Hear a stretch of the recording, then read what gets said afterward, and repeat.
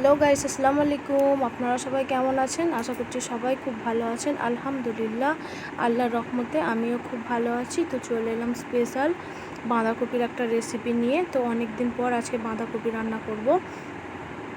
তো গরুর মাংস দিয়ে বাঁধাকপি রান্না করব। তার জন্য দেখুন আমি এখানে পরিমাণ মতো তেল গরম করে গোটা গরম মশলা ফোড়ন দিয়ে, গোটা গরম মশলা তেজপাতা ফোড়ন দিয়ে পেঁয়াজটা একটু বেরেস্তা করে ভেজে নিয়েছিলাম। তারপরে গরুর মাংসটা দিয়ে ভালোভাবে কষিয়ে নিয়েছি, একেবারে তেল ছেড়ে দিয়েছে।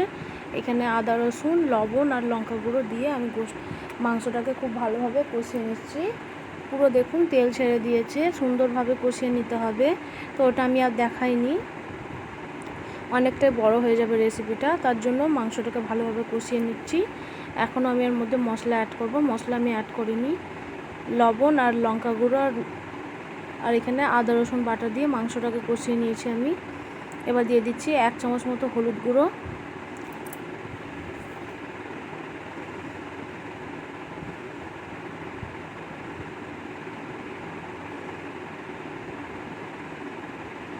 তারপর দিয়ে দিচ্ছি 1 চামচ জিরে গুঁড়ো, একটু 1 চামচের বেশি, বড় চামচের। আর 1 চামচ দিয়ে দেবো ধনিয়া গুঁড়ো। দিয়ে খুব ভালোভাবে মাংসটাকে কষিয়ে নিচ্ছি আমি, অনেকক্ষণ পর্যন্তই কষাচ্ছি। এটা কাঁচা মাংস ছিল, তো কাঁচা মাংসে দিয়ে আমি আজকে বাঁধাকপি রেসিপি বানাবো। তো মাংসটাকে খুব ভালোভাবে আমি কষিয়ে নিচ্ছি দেখুন। এবার অল্প একটু পানি অ্যাড করব আমি।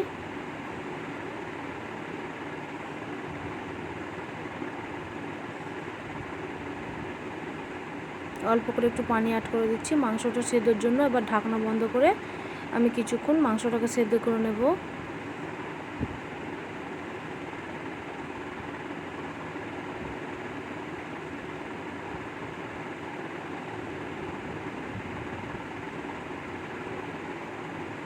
এবার ঢাকনা বন্ধ করে রেখে দিচ্ছি, 2 থেকে 3 মিনিট মতো আমি মাংসটাকে সেদ্ধ করে নেব।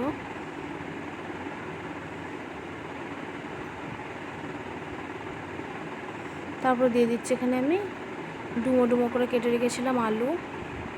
বাঁধাকপির সাথে আলু খেতে খুবই ভালো লাগে, তাই আমি একটা এরকম মিডিয়াম সাইজের আলু, 2টো আলু এরকমভাবে কেটে রেখে দিয়েছিলাম ডুমো ডুমো করে। তো আলুটা আমি এবার দিয়ে দিচ্ছি মাংসর সাথে সেদ্ধ হওয়ার জন্য।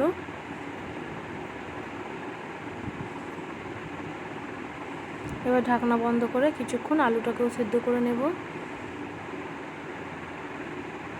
তারপরে ফিরে আসছি আবার 1 থেকে 1.5 মিনিট পর। তারপরে আমি এখানে দিয়ে দেবো কেটে খুব ভালো মতো আমি ধুয়ে রেখেছি বাঁধাকপিটা। তো সেই বাঁধাকপিটাই আমি এবার দিয়ে দেবো।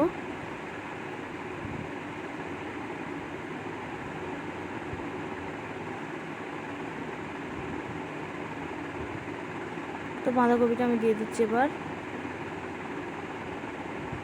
বাঁধাকপি খেতে খুবই ভালো লাগে, তো অসময়ে বাঁধাকপির যদি এরকম একটা রেসিপি হয় খুবই ভালো লাগবে খেতে।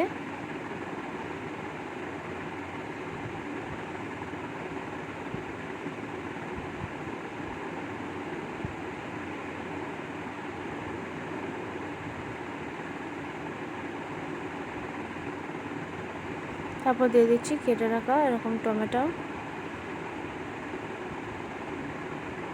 তো বড় সাইজের একটা টমেটো এরকম ছোটো ছোটো করে টুকরো করে নিয়েছি আমি। এবার ঢাকনা বন্ধ করে 1 মিনিট মতো আমি এভাবেই বাঁধাকপিটাকে একটু ভাপ দিয়ে নেব। তারপরে আমি এবার দেখুন নাড়াচাড়া করে দিচ্ছি।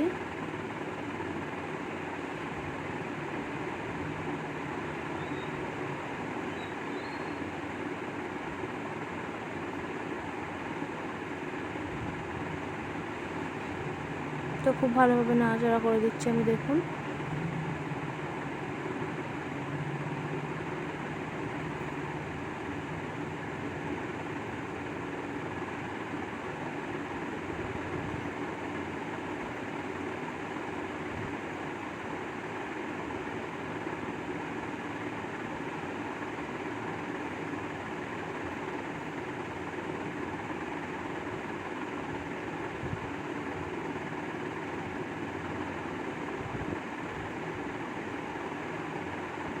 তো দেখুন খুব ভালোভাবে আমি নাড়াচাড়া করে দিয়েছি যাতে পুরোপুরি মাংসর সঙ্গে ভালোভাবে মিশে যায়।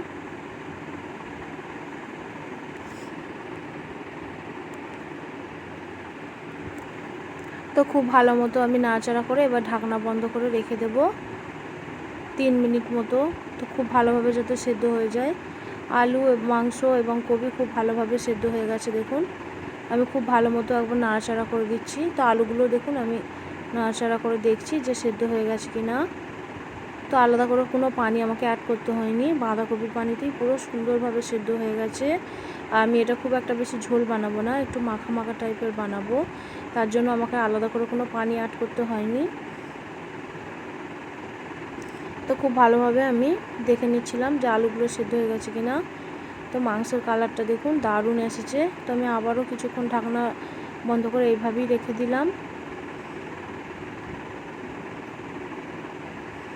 তো দেখুন খুব ভালোভাবে নাড়াচাড়া করে দিয়েছিলাম আমি। আবারও সুন্দরভাবে নাড়াচাড়া করে দিচ্ছি।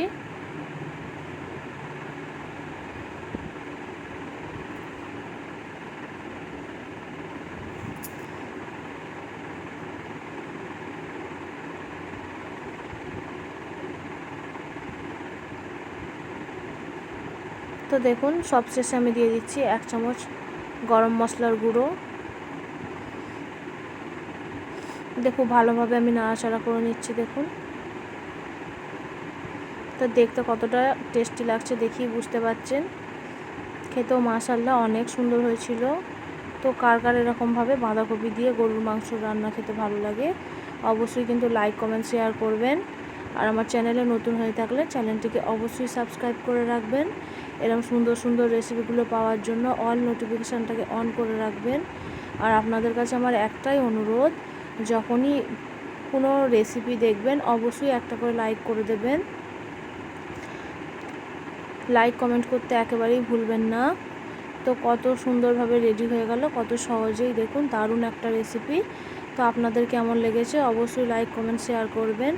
আমার চ্যানেলে নতুন হয়ে থাকলে চ্যানেলটিকে সাবস্ক্রাইব করে রাখবেন। এরকম সুন্দর সুন্দর ঘরোয়া রান্নার রেসিপিগুলো পাওয়ার জন্য অল নোটিফিকেশানটাকে অন করে রাখবেন। আর অবশ্যই লাইক কমেন্ট করবেন। তো যারা এইভাবে বাঁধাকপি রান্না খেতে ভালোবাসেন অবশ্যই লাইক কমেন্ট শেয়ার করে দেবেন।